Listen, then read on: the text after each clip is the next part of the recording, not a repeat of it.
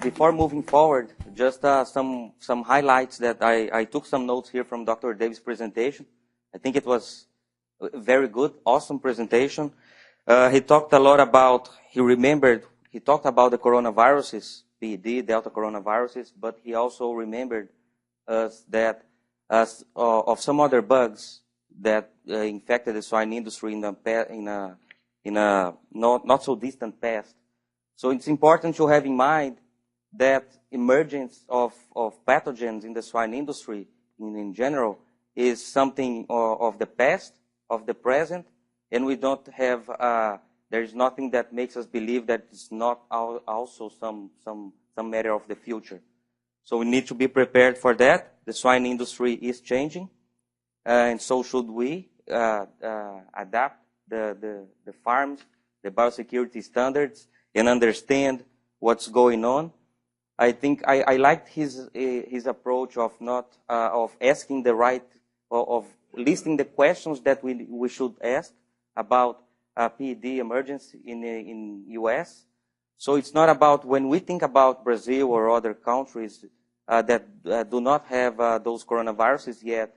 It's those answering or thinking about those questions help us to minimize the risk and keep us in the competitive advantage that we have today. We are free of so many diseases that are circulating here and in other parts of the world. So it's our job to think about those questions. Not only try to understand how PED got here, but what are the possible routes and what can we do to decrease that risk.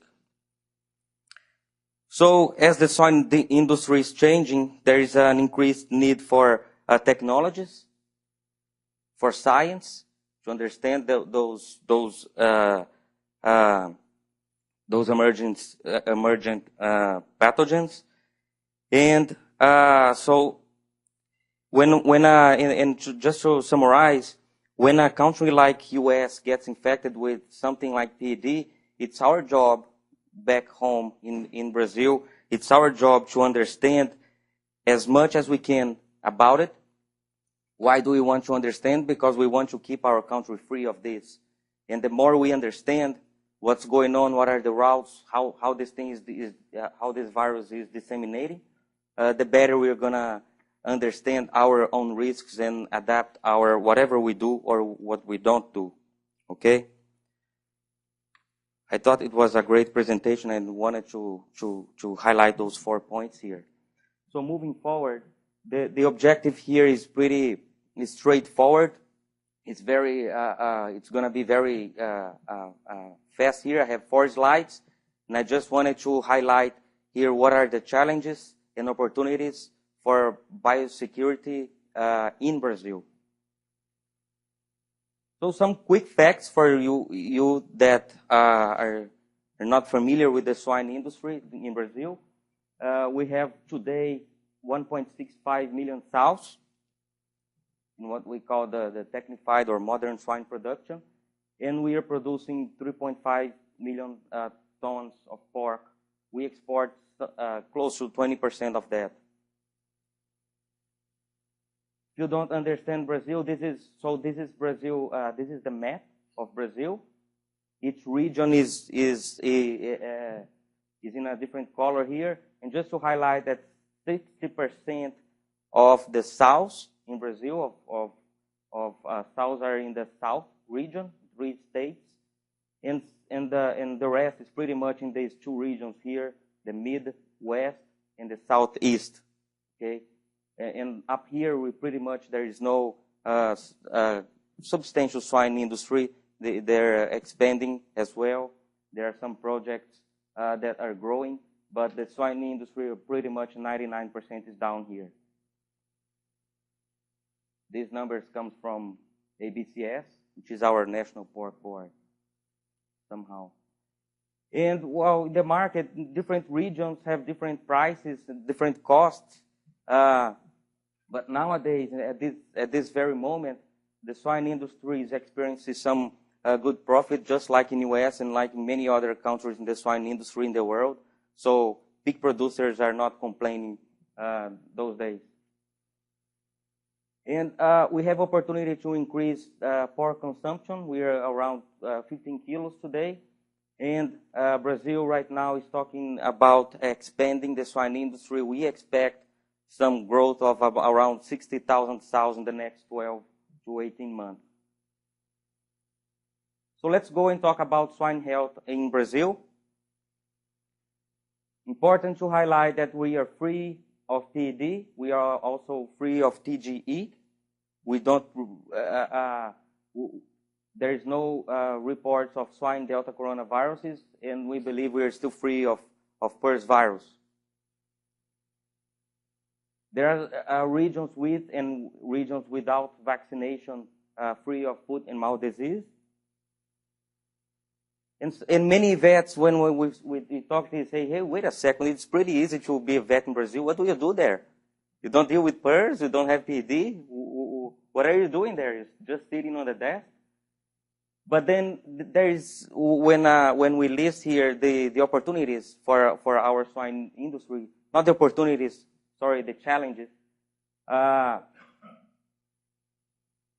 It's important to remember, like Dr. Davis said, the standards for biosecurity that were developed in the US, all those practices were developed because of PRRS challenge, pretty much because of PRRS challenge.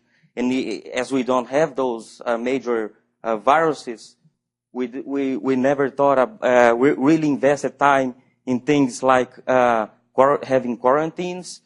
In most farms, have gilt development units to get gilts earlier and have them adapted and exposed to the pathogens as early as possible so that they could recover.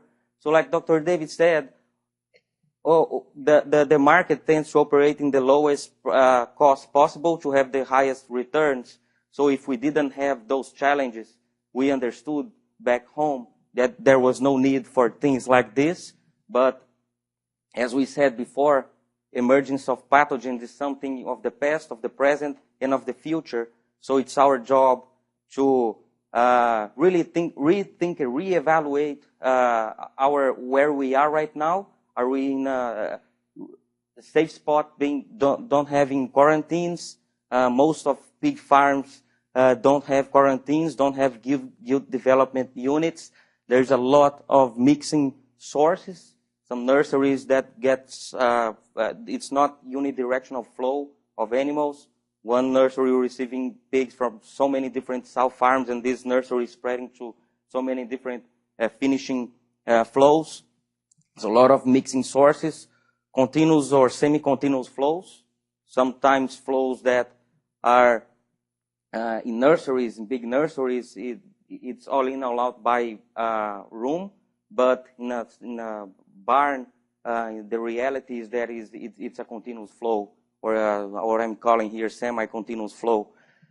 But some facilities that are hard to disinfect, either because a lot of wood, a lot of concrete that are not properly maintained over the years, so they have some holes. So facilities that are not easy to clean and decontaminate. And when we talk about those issues with a lot of people, why don't you put some quarantine? Let's think about having a GDU in your system. We hear a lot. No, we are already positive. We are already positive. What do you mean you are already positive? Thinking about only mycoplasma, which is one of the major health issues in Brazil today. Okay, so our culture is we think a lot about mycoplasma and do not think about these other pathogens that are out there. So there is an opportunity to understand, like Lucas will explore this in a second. There is not just one mycoplasma. And most of our barns are just natural ventilated barns. So no, they're not, they do not have temperature and humidity, relative humidity controlled. And all those things together they favor, or they decrease the cost of transmission. They favor things like Pastorella, HPS, mycoplasmas to continue to be a challenge, and even things like flu and PCV2, pathogens like these conditions here. And the question is, what if we have a major health challenge like PRRS or PED? What if it finds its way into Brazil with those conditions? It's just, we don't even want to think about that, because it's going to be really, really, really hard to control PRRS and PED. Why is it going to be really hard? We understand that the basis of eliminating the virus without having to depopulate the herd is based on herd closure, whole exposure of the pathogens, and allowing time in the system for the disease to die out before you introduce new animals. And so with continuous flows, with feral to finish farms all together in the same farm, feral and nurseries and finishings, and without having those yield development units, it's just very, very complicated to eliminate the diseases without having to depop. So those are the challenges, some of the things we need to think about. And I didn't want to come up here and just talk about what are the challenges. I wanted also to bring some good news. So we remember those 60,000 sows that are expanding in Brazil over the next year or so. Talking with those customers, those producers, not customers, those producers, it's interesting to see that amid all those coronavirus concerns and highlights, and it's all over the place, people are more, I would say that today, more than 5 years ago, we are more aware or concerned or wanting to be updated with this global pathogen emergence deal. So people are more and more concerned about that. Some of those projects are already considering building the GDUs, which is good. That will allow those systems to be able to control the whatever challenges they have health-wise, and it will increase biosecurity and also increase productivity as you raise your own yields and expose them to whatever you have. So at the moment of reproduction, there's no energy deviated to the immune system, or everything of energy that is there for the yield is going to be directed to reproduction. So that's a different deal, but GDUs will help. We believe it's going to be a big advancement for us. Some systems, important systems, evaluating the win-to-finish model, which really is an all-in, all-out system. Is it more expensive to build? Of course it is, because if you build one win-to-finish, that means that you need to build lots of win-to-finish so that you can rotate the system. But you need systems like this win-to-finish system if we are expecting new pathogens and want to be able to eliminate them in a timely and economic fashion. And those systems are also considering and evaluating in all areas of production, Site 1, Site 2, Site 3, power ventilated temperature, so control of temperature and humidity. And there's no doubt that having this situation eases control of disease and makes life of things like HPS and mycoplasma harder, right? We give better environment for the pig. We allow the immune system to work better. So those sows that are growing in Brazil right now, and we're not talking about 1 or 2 sow farms, we're talking about 60,000 sows. they are considering the American or the U.S. model, which is pretty standardized. If we visit a wing to finish that were built yesterday and visit a wing to finish that were built in 1996 or 98, we will find some differences, but not a lot. So the American model is pretty much, it's a standard model. It's copy and paste, and it works. In Brazil, if we visit 10 farms, we will see 10 different farms. We don't have a standard. And I think if there is a standard out there and it's close by here, we have lots of those models, and we are learning and helping the swine industry in Brazil to bring those models, because we believe they work. We are in a huge advantage. What else? Diagnostic labs are working hard in Brazil. We are monitoring for PED, for PERS, for TGE. We have the systems in place to use those diagnostic tools. I want to show you the last. This is the slide before the last one. The next slide. I want to show you what the Cananeia Island is. It was $800,000 consortium to build this or to remodel this nice quarantine which belongs to the government, and all the genetic companies that want to bring in animals to Brazil, they have to bring in animals and quarantine in this station here. I'll show the picture in a minute. We are also talking have the opportunity to collaborate with our Ministry of Agriculture, and we're excited to see that contingency plan is being evaluated, and we just hope that the contingency plan comes to be true and to be in the paper before PD gets there. But we are working on our homework and working on things like contingency plan for Brazil. And another good news is nothing that we are doing, but it's the way it is that Brazil is of course in the southern hemisphere, and in contrast to the United States that is up here, which means that when it's winter here, it's summer there, and vice versa.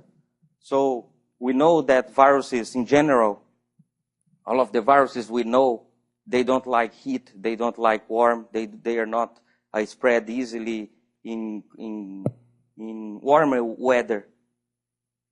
In contrast, they are stable or in frozen temperatures.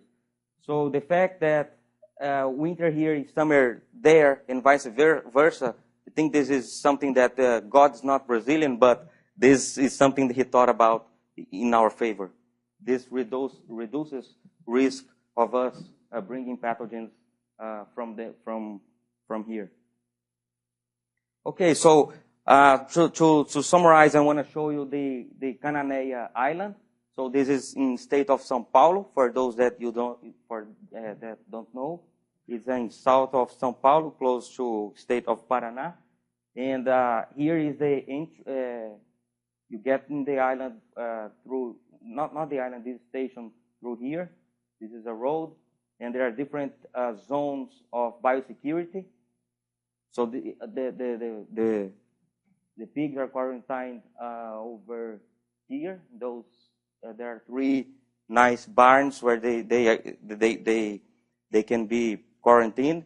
2 barns with boars, and I want to say individual stalls, and 1 bigger barn with pens to bring in gilts or younger animals. So we have all this nice system in place, and indeed this is a good thing for us to have. It's managed by the Ministry of Agriculture, and again, it's an example of how an association between the private area and the government can do great things, right? So the genetic improvement companies, along with the Ministry of Agriculture, they made this thing possible. And this slide, I have only the title. So you heard Dr. Davis' comments. You heard Dr. Davis' questions. I wanted to give a brief background on what we believe are our challenges and what are some good things that we are doing biosecurity-wise. And I'd like to open for some questions right now or some comments. What else should Brazil do to decrease or minimize or mitigate the risk of bringing things like these new coronaviruses, like PRRS, like whatever?